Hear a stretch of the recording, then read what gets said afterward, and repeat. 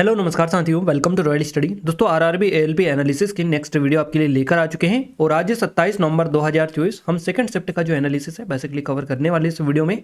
अगर आपने first shift वाला वीडियो नहीं देखा है तो रिक्वेस्ट है कि आप प्लेलिस्ट में जाकर चेकआउट कर लीजिएगा। व्यवस्थित रूप से सारे वीडियोस आपको मिल जाएंगे। पीडीएफ के लिए एप्लीकेशन को डाउनलोड कर लीजिएगा, टेलीग्राम चैनल और ग्रुप को ज्वाइन कर लीजिएगा। डिस्क्रिप्शन में आपको लिंक मिल जाएगी। और आप सभी से रिक्वेस्ट है कि जय जय सपोर्ट करें, जय जय शेयर करें, वीडियो को लाइक करें और एक अच्छा सा प्यारा सा कमेंट भी आप जरूर से करिएगा। क्लियर है? तो गाइस सेकंड शिफ्ट के जो क्वेश्चन है लगभग हमारे पास में मोस्ट एक्सपेक्टेड जो क्वेश्चन है बेसिकली कवर करवाएंगे आपको। सो आप सभी से रिक्वेस्ट है कि पूरा वीडियो देखें। हमारी आरपीएफ एसआई के लिए भी स्पेशल टेस्ट सीरीज है। अगर आपने इनरोल नहीं किया तो कर लीजिएगा। सिर्फ उन 50 रुपये की प्राइस पर अभी मिल जाएगी लिमिटेड टाइम में। ये नाम मात्र की प्राइस है उन 50 रुपये। इसमें 500 से भी टेस्ट आपको मिलेंगे। तो आपने अगर इनरोल नहीं किया है तो डेमो चेकआउट कर लीजिएगा। ये नंबर है, कोई डाउट कुछ करते तो कांटेक्ट भी कर सकते हैं। डिस्क्रिप्शन में लिंक है, काफ़ी कम टाइम आपके लिए अब बचा हुआ है। इसके अलावा हमारी एसएससी जीडी की और आरपीएफ कांस्टेबल की भी अवेलेबल है। एनटीपीसी वाली जो टेस्ट सीरीज है वो जल्द ही लॉन्च होने वाली है। सो आप सभी जो लोग तैयारी कर रहे हैं वो जरूर से देख लीजिएगा। चलिए, पहला क्वेश्चन आज का आप पूछा गया, अग्निशामक जो है इसमें प्रयोग होने वाली जो गैस है इसका नाम क्या है? इस तरह का क्वेश्चन था। तो कार्बन डाइऑक्साइड आपका करेक्ट आंसर हो जाएगा। इससे ही रिलेटेड जो डिटेल है हम आपको बता दें जहां से आपके एग्जाम में क्वेश्चन बनते हैं। तो अग्निशामक में प्रयोग होने वाली जो गैस है इसका नाम कार्बन डाइऑक्साइड है। एक और क्वेश्चन बनता है कि अग्निशामक जो यंत्र है इसमें कौन सा यौगिक का उपयोग होता है? बेकिंग जो सोडा है ये यूज होता है। बेसिकली अग्निशामक यंत्रों में बेकिंग सोडा यौगिक जो है इसका यूज होता है। तो इस तरह की भी चीजें बनती है। कई बार इसका सूत्र पूछ लिया जाता है। ये जो है एक रासायनिक यौगिक है जिसका सूत्र है NaHCO3। NaHCO3 आपका ये सूत्र है। इसका याद रखना है आपको। और काफ़ी ज़्यादा ये क्वेश्चन बनता है आपका बेकिंग सोडा, है ना। ये एक क्रिस्टली सफ़ेद ठोस है जो कभी कभी एक महीन पाउडर के रूप में दिखाई देता है। इसका स्वाद थोड़ा नमकीन छारी होता है जो वॉशिंग सोडा या वॉशिंग कार्बोनेट जैसा लगता है। तो आप इसके बारे में याद रखिए कि इस आग की लपटों पर फेंकने है ना, फेंक कर इसे छोटे ग्रीस या बिजली की आग को बुझाने के लिए इस्तेमाल किया जा सकता है। क्योंकि sodium bicarbonate heating carbon dioxide छोड़ता है। तो आपको ये अच्छे से समझ लेना है। चलिए, अगला क्वेश्चन है, वृत्ति पथ में एक समान वेग से एक क्वेश्चन आपका बना था। ये एग्जैक्ट क्वेश्चन नहीं मिला था। हो सकता है कुछ इस तरीके से क्वेश्चन हो कि जब एक वस्तु वृत्ति पथ पर एक समान चाल से चलती है तो उसकी गति को क्या कहा जाता है? तो एक समान वृत्ति गति इसको बोला जाता है। इस तरह से आई थिंक आपका क्वेश्चन हो सकता है। वृत्ताकार पथ पर एक समान वेग से गति करने वाली वस्तु से जुड़े कुछ सवाल और उनके बचाव जवाब जो है ये रहे हैं। जैसे कि वृत्ताकार पथ पर एक समान वेग से गति करने वाली वस्तु की गति को एक समान वृत्ति गति कहते हैं। एक समान वृत्ति गति में वस्तु की चाल नियत रहती है लेकिन वेग जो है बदलता रहता है। वेग के बदलाव होने की वजह से उसमें त्वरण उत्पन्न होता है, एक्सेलरेशन उत्पन्न उसमें हो जाता है। अगला क्वेश्चन आपसे पूछा गया, पृथ्वी और चंद्रमा के जो बीच की दूरी है ये कितनी है? तो औसतन जो दूरी है औसतन ये है 3,84,400 किलोमीटर। अगर मिल में देखें तो 2,38,855 मिल ये हो जाएगी। अगर किलोमीटर में दे रखा था तो ठीक है, मिल में दे रखा था तो ये ठीक है ना। यहाँ पर और भी इंपॉर्टेंट पॉइंट आपके लिए है ये वाला। अगर आप देखिए, अगर चांद पृथ्वी के करीब आ जाए तो ज्वारीय बल अत्यधिक बढ़ जाता है। तो क्वेश्चन आपका इस तरह से पूछा गया था कि अगर चांद पृथ्वी के करीब आ जाए तो क्या होगा, है ना। तो ज्वारीय बल जो होता है ये अत्यधिक बढ़ जाता है। ये आपका ऑप्शन में आई थिंक दे रखा होगा। यही आपका एग्जैक्ट क्वेश्चन था कि अगर चांद पृथ्वी के करीब आ जाए तो क्या होगा। ये एग्जैक्ट क्वेश्चन पूछा गया था। इसे समुद्रों में, अब यहाँ पर एक तो ये ऑप्शन हो सकता है कि ज्वारीय बल अत्यधिक बढ़ जाते हैं, या फिर इससे समुद्रों में जल स्तर अचानक बढ़ जाता है, बहुत ज़्यादा बढ़ सकता है, जिससे भयंकर बाढ़, तटीय क्षेत्रों में जल प्रवाह की स्थिति उत्पन्न हो सकती है। तो ये ऑप्शन भी आपको आई थिंक हो सकता है कि मिले हों। चलिए, अगला है, पृथ्वी और चंद्रमा के बीच की जो औसत दूरी है 3,84,400 किलोमीटर है। 2,38,855 मील ये है। ये पृथ्वी के व्यास का लगभग 30 गुना है। पृथ्वी के चारों ओर चंद्रमा की कक्षा अंडाकार है, इसलिए दोनों पिंडों के बीच की जो दूरी है थोड़ी भिन्न होती है। चंद्रमा के पृथ्वी के सबसे निकट पहुंचने का पेरिगी कहा जाता है। पेरिगी में चंद्रमा पृथ्वी से लगभग 3,63,104 किलोमीटर 2,25,623 मील दूर है। पृथ्वी से चंद्रमा के सबसे दूर बिंदु को अपभू कहा जाता है। चरमोत्कर्ष पर चंद्रमा का लगभग 4,05,696 किलोमीटर और 2,52,088 मील में अगर आप बोल सकते हैं ये दूर है। अगला क्वेश्चन है, क्या होता है जब सोडियम सल्फेट कैल्शियम क्लोराइड के साथ में प्रतिक्रिया करता है? तो कैल्शियम सल्फेट CaSO4 और सोडियम क्लोराइड NaCl बनता है बेसिकली इससे। तो कैल्शियम अब क्वेश्चन एग्जैक्ट क्या पूछा गया था? क्वेश्चन एग्जैक्ट था कि कैल्शियम क्लोराइड और सोडियम सल्फेट के बीच अगर रासायनिक प्रतिक्रिया होती है तो ये क्या बनेगा, इस तरह से क्वेश्चन था। तो कैल्शियम सल्फेट और सोडियम क्लोराइड बेसिकली ये बनता है। इस प्रतिक्रिया में कैल्शियम आयन सल्फेट आयनों में मिलकर कैल्शियम सल्फेट बनाते हैं और क्लोराइड आयन मिलकर सोडियम क्लोराइड बनाते हैं। अगला क्वेश्चन पूछा गया, विभोज्योतक जो ऊतक हैं, टिश्यूज, इनकी कोशिकाओं में किसका अभाव होता है? तो ये रिक्तिकाओं का बेसिकली अभाव इनमें देखने को मिलता है। यही एग्जैक्ट क्वेश्चन था। विभोज्योतक ऊतक की कोशिकाओं में रिक्तिकाओं का अभाव होता है। विभोज्योतक ऊतक की कोशिकाओं में घना साइटोप्लाज्म और पतली कोशिका भित्ति होती है। रिक्तिका का काम भोजन और अवशिष्ट उत्पादों को संग्रहित करना होता है। तो विभाज्योतक ऊतक की कोशिकाएं युवा होती हैं और लगातार विभाजित होती रहती हैं, इसलिए वे भोजन तैयार करने में सक्रिय रूप से भाग नहीं लेती हैं और ना ही ज्यादा अवशिष्ट उत्पन्न करती हैं। अगला क्वेश्चन है, आपसे पूछा गया बल का एसआई मात्रक क्या होता है? तो बल का जो एसआई मात्रक है ये न्यूटन होगा। न्यूटन करेक्ट आंसर रहेगा। इसी तरह से आपका कार्य का पूछा जाता है, कार्य का एसआई मात्रक क्या होगा? जूल हो जाएगा। जूल आपका करेक्ट आंसर रहेगा। तो एग्जैक्ट क्वेश्चन यही बना था कि कार्य का एसआई मात्रक क्या है, तो जूल आपका हो जाएगा।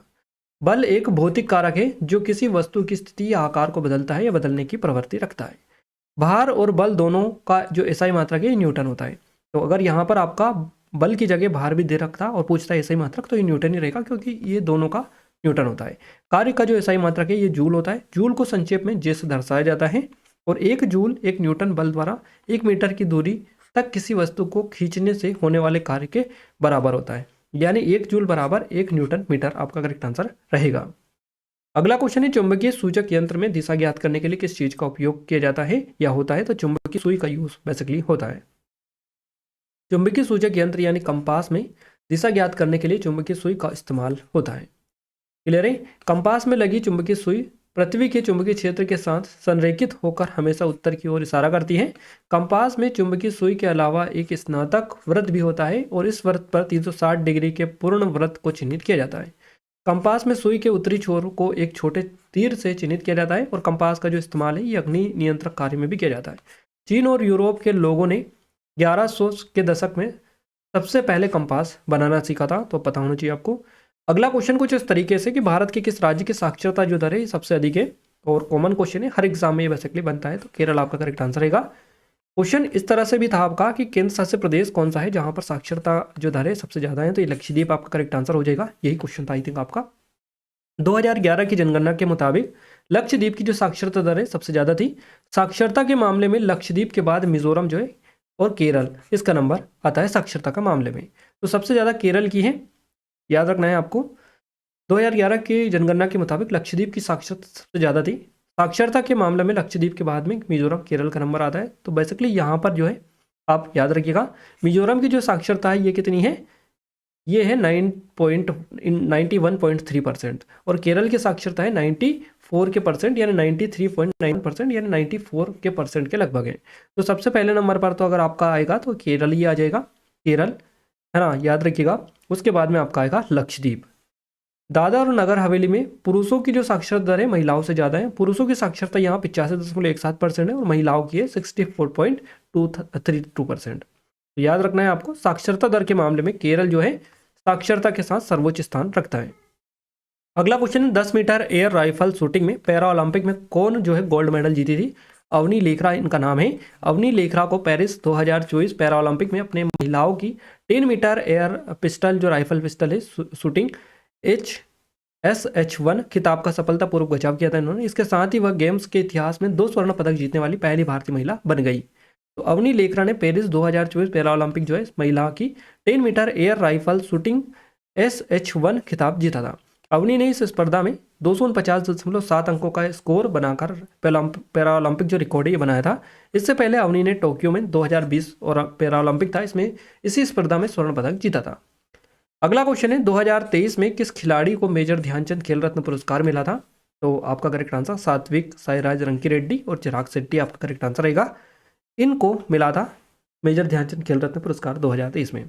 तो साल 2023 के लिए मेजर ध्यानचंद खेल रत्न पुरस्कार से चिराग चंद्र शेट्टी और रंकीरेड्डी सात्विक साईराज को सम्मानित किया गया था। ये दोनों खिलाड़ी जो है बैडमिंटन से संबंधित है और भारतीय शतरंज के ग्रैंड मास्टर विश्वनाथन आनंद, इनका नाम पता ही है आपको, मेजर ध्यानचंद खेल रत्न पुरस्कार पाने वाले पहले व्यक्ति माने जाते हैं और उन्हें जो पुरस्कार है शतरंज के लिए दिया गया था। तो पहले जो व्यक्ति थे जिनको मेजर ध्यानचंद खेल रत्न पुरस्कार मिला था ये थे कौन? विश्वनाथन आनंद, जो कि शतरंज के बादशाह थे, खिलाड़ी थे, है ना। तो याद रखिएगा ग्रैंड मास्टर थे ये, शतरंज के ग्रैंड मास्टर। अगले क्वेश्चन की ओर आगे बढ़े उससे पहले आरपीएफ एसआई के लिए स्पेशल टेस्ट सीरीज है हमारी गाइस, उन 50 रुपये के प्राइस पर लिमिटेड टाइम के लिए दी जा रही है। लिमिटेड टाइम है, अगर अभी तक इनरोल नहीं किया तो कर लीजिएगा, नाम मात्र की प्राइस है ये। लेटेस्ट पैटर्न पर बेस्ड है, 500 से अधिक टेस्ट मिलेंगे आपको, एफएलटीज मिलेंगे, chapter wise sectional current affair के टेस्ट, टॉपिक वाइज टेस्ट, सारे दुनिया भर की नोट्स पीडीएफ आपको मिल जाएगी। एक बार जाकर जरूर से पेड कोर्स में चेकआउट आप कर लीजिएगा, आपको पूरी चीज़ें व्यवस्थित रूप से मिल जाएगी। पसंद आए तो परचेस कर लीजिएगा बाय नाउ पर क्लिक करके। ये नंबर है, कोई डाउट है कुछ करे तो कॉन्टैक्ट भी कर सकते हैं व्हाट्सअप के थ्रू। ये एसएससी जीडी 2025 के लिए स्पेशल टेस्ट सीरीज है, इस पर भी काफ़ी कम प्राइस अभी कर दी गई है, लिमिटेड टाइम है, इनरोल नहीं किया है तो कर लीजिएगा, डेमो भी चेकआउट कर सकते हैं, लेटेस्ट पैटर्न पर बेस्ड है। और ये हमारी आरपीएफ कांस्टेबल के लिए है, बिल्कुल लेटेस्ट है, लेटेस्ट पैटर्न पर बेस्ड है, और यहाँ पर भी ये सारी चीज़ें आपको मिलेंगी, डेमो चेकआउट कर लीजिएगा। लिंक डिस्क्रिप्शन में काफ़ी कम प्राइस पर अभी आपको ये मिल जाएगी अगर अभी आप परचेस करते हो तो। और आप जितना ज़्यादा लेट करेंगे उतना ही आपको यहाँ पर नुकसान होगा, किस चीज़ का, कि आप जितनी जल्दी परचेस कर लेंगे उतने ही ज़्यादा टेस्ट अटेम्प्ट कर सकते हैं, अपनी टाइमिंग को यहाँ से मैनेज कर सकते हैं और सभी का पैटर्न समझ सकते हैं, किस लेवल के मॉक टेस्ट हमने यहाँ पर बनाए हैं, उसकी प्रैक्टिस आप कर लीजिएगा, कितना स्कोर आपका हो रहा है, बाकी प्लेटफॉर्म पर कितना स्कोर हो रहा है, उसी के अकॉर्डिंग आगे की तैयारी को कंटिन्यू यहाँ से कर सकते हैं, तो आपके लिए काफ़ी फायदेमंद होगी।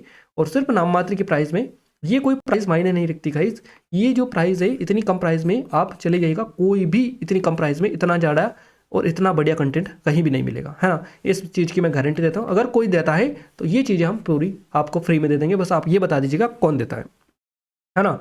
तो इससे बढ़िया चीज़ें आपको कोई भी नहीं देगा इतनी कम प्राइस में। हमने स्पेशली आप सभी की डिमांड पर इतनी कम प्राइस की है, नहीं तो अभी तक इससे पहले हमारी जो 200 प्लस ही जा रही थी सारी टेस्ट सीरीज, ओनली आप सभी की डिमांड पर ये चीज़ें हमने की है। तो आप सभी जरूर से सपोर्ट करिएगा, ज़्यादा ज़्यादा आप डेमो चेकआउट करिएगा, पसंद आए तो लीजिएगा, अदरवाइज मत लीजिएगा। चलिए अगला क्वेश्चन है हमारा, डॉक्टर भीम सिंह द्वारा लिखित गई पुस्तक का जो है इसका नाम क्या है। भारत के 75 महान क्रांतिकारी, ये पुस्तक लिखी गई, भाजपा के राज्यसभा सांसद है डॉक्टर भीम सिंह, है ना, इनके द्वारा लिखित पुस्तक का नाम है भारत के 75 महान क्रांतिकारी। इस पुस्तक का जो विमोचन किया राज्यसभा के उपसभापति हरिवंश इन्होंने किया है। अगला क्वेश्चन है हमारा, भारत और मलेशिया के बीच 2024 में उदार शक्ति नाम का एक संयुक्त हवाई अभ्यास हुआ था, तो ये कब हुआ था ये पूछा गया आपसे। ये हुआ था 5 से 9 अगस्त 2024 के बीच में। तो बेसिकली ये आपसे डेट पूछी गई कब हुआ था, ये याद रखिएगा। भारत और मलेशिया के बीच में 2024 में उदार शक्ति नाम का एक संयुक्त हवाई अभ्यास हुआ था 5 से 9 अगस्त 2024 के बीच में। क्लियर है, भारत और मलेशिया के बीच में 2024 में उदार शक्ति नाम का एक संयुक्त हवाई अभ्यास हुआ था 5 से 9 अगस्त 2024 के बीच मलेशिया का जो क्वांतान में आयोजित किया गया था। इस अभ्यास में भारतीय वायुसेना के सुखोई 30 MKM लड़ाकू विमानों के साथ भाग लिया था, और इस अभ्यास का मकसद था कि दोनों देशों की वायुसेनाओं के बीच अंतर संचालन समानता और प्रभावशीलता बढ़े। अगला क्वेश्चन, कार्बन का कौन सा गुण है जिससे वह कार्बन की लंबी श्रृंखला बनाता है। तो श्रृंखलन बेसिकली एक गुण होता है इसमें, श्रृंखलन, कार्बन का वह गुण जिससे कार्बन की लंबी श्रृंखला बनता है उसे श्रृंखलन बेसिकली कहते हैं। कार्बन परमाणुओं में ये क्षमता होती है कि वे आपस में मिलकर लंबी श्रृंखला बनाते हैं। कार्बन परमाणुओं के बीच दोहरा और तीसरा सहसंयोजक बंधन बन सकता है। कार्बन परमाणुओं से सीधी श्रृंखला, साकित श्रृंखला या वलय बनाए जा सकते हैं। कार्बन परमाणुओं के बीच बंधन बनने से बड़े अणु बनते हैं। अगला क्वेश्चन है, सीबीआई भारत सरकार की प्रमुख जांच एजेंसी है, इसका मुख्यालय कहाँ पर है। ये क्वेश्चन आपसे बनाए तो नई दिल्ली में इसका मुख्यालय है सीबीआई का। भारत और किसी देश के साथ सीबीआई के सदस्यों की संख्या से जुड़ी जानकारी उपलब्ध नहीं है ना, लेकिन यहाँ केंद्रीय जांच ब्यूरो सीबीआई से जुड़ी कुछ जानकारी आपको दी गई है, जैसे कि ये पॉइंट आप हटा दीजिएगा। सीबीआई भारत सरकार की प्रमुख जांच एजेंसी, इसका मुख्यालय नई दिल्ली में है। सीबीआई की जो स्थापना हुई है ये 1 अप्रैल 1963 को हुई है। भ्रष्टाचार निवारण पर 1962-64 संथानम समिति की सिफारिश ने इसकी सिफारिश की थी। सीबीआई आपराधिक और राष्ट्रीय सुरक्षा से जुड़े मामलों की जांच करती है। अगला क्वेश्चन है, निम्न में से कौन सा जैव निम्नीकरण है। तो कागज, फल फूल हो गए, सब्जी, घास, लकड़ी, गोबर, सूती कपड़ा और ऊनी कपड़े, ये सभी जो आते हैं जैव निम्नीकरण में आते हैं, इन्हीं में से आपको एक ऑप्शन में मिला होगा। अगला क्वेश्चन है, प्रजनन किसे कहते हैं। जीव को अलग करके नया जीव बनाने की जो प्रक्रिया है या प्रोसेस है, इसको बोला जाता है बेसिकली प्रजनन। प्रजनन आप याद रखिएगा, जीव को अलग करके नया जीव बनाने की प्रक्रिया को प्रजनन कहते हैं। प्रजनन के 2 प्रकार होते हैं, यौन और अलैंगिक प्रजनन। अलैंगिक प्रजनन में युग्मों का संलयन या गुणसूत्रों की संख्या में बदलाव नहीं होता है। नेक्स्ट क्वेश्चन है, CaCl2 किसका उदाहरण है। तो ये जो है कैल्शियम क्लोराइड का है। CaCl2 का सूत्र इकाई द्रव्यमान 111 U हो जाएगा, है ना, 111 U। और कैल्शियम क्लोराइड एक अकार्बनिक यौगिक है, इसका रासायनिक सूत्र होता है CaCl2। तो याद रखिएगा CaCl2 आपका याद रखना है किसका है, कैल्शियम क्लोराइड का हो जाएगा। और इसका जो सूत्र इकाई का जो CaCl2 का सूत्र का इकाई द्रव्यमान जो है ये हो जाएगा 111 यू। याद रखिएगा, जितने भी क्वेश्चंस हमें मिले हमने आपको लगभग पूरे बताने में आपकी हेल्प की है। और आई थिंक जिन लोगों ने एग्जाम दिया होगा उनको पता होगा कि कहाँ से किस तरह का क्वेश्चंस पूछा गया। क्लियर है? तो आप सभी से रिक्वेस्ट है कि वीडियो को अपने दोस्तों के साथ भी शेयर करें ताकि हमें सपोर्ट मिले, मोटिवेशन मिले। और अगर आप चाहते हैं कि जो है लगातार हम मोस्ट एक्सपेक्टेड जो क्वेश्चन है ये आपको कवर करवाते रहे ताकि आपके आगे आने वाले दिनों में आपको और भी हेल्प मिल पाए, और ये जो एक्स्ट्रा डिटेल हम आपको बताते हैं यहाँ से भी काफ़ी ज़्यादा क्वेश्चंस बनते हैं। तो मोस्ट एक्सपेक्टेड क्वेश्चंस आपके लिए काफ़ी ज़्यादा इंपॉर्टेंट रहते हैं। तो आप कमेंट में कमेंट करके बता सकते हैं। जो लोग चाहते हैं कि आरपीएफ एसआई की टेस्ट सीरीज उनको मिल जाए सबसे कम प्राइस में, तो सिर्फ उन 50 रुपये की प्राइस पर ये दी जा रही है लिमिटेड टाइम के लिए। डेमो चेकआउट आप कर लीजिए, लेटेस्ट पैटर्न पर बेस्ड है। ये एसएससी जीडी की, ये भी काफ़ी कम प्राइस में आपको मिल जाएगी। और ये आरपीएफ कांस्टेबल की, इनकी भी लिंक डिस्क्रिप्शन में, काफ़ी कम प्राइस में आपको ये मिल जाएगी। तो आप एक बार जाकर जरूर से चेकआउट कर लीजिएगा। क्लियर है? डेमो चेकआउट कर लीजिएगा। पीडीएफ के लिए क्या करना है, एप्लीकेशन को डाउनलोड कर लीजिएगा, टेलीग्राम चैनल ग्रुप को ज्वाइन कर लीजिएगा। दोनों की लिंक आपको इस वीडियो के डिस्क्रिप्शन में मिल जाएगी, तो आप जरूर से जाकर ज्वाइन कर लीजिएगा। और गाइस, अगर आपने अभी तक इस चैनल को सब्सक्राइब नहीं किया, सब्सक्राइब करके बेल आइकन को ऑल पर सेलेक्ट कर लीजिएगा। बेल आइकन को ऑल पर सेलेक्ट करने के बाद में क्या होगा, जो भी नया वीडियो आएगा सबसे पहले आपको नोटिफिकेशन मिल जाएगा, ताकि जो भी नया वीडियो है सबसे पहले आप देख पाएँ और अच्छे से सारी को समझ पाएँ, है ना। सब्सक्राइब करके रखिएगा, बेल आइकन को ऑल पर सेलेक्ट करके रखिएगा। वीडियो को अपने दोस्तों के साथ शेयर भी करिएगा ताकि हमें सपोर्ट मिले, मोटिवेशन मिले, आपके लिए और अच्छी वीडियोस हम लाने की कोशिश करते रहें। तो मिलते हैं हमारे नेक्स्ट स्टडी वीडियो में ही, तब तक के लिए जय हिंद, वंदे मातरम।